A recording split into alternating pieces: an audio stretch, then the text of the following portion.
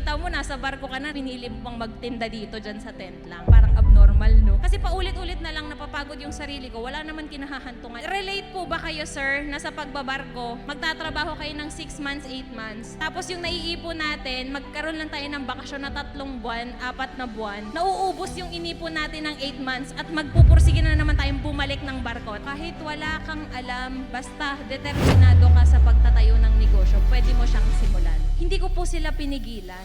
Hindi ako naging madamot para i-share yung business na meron ako.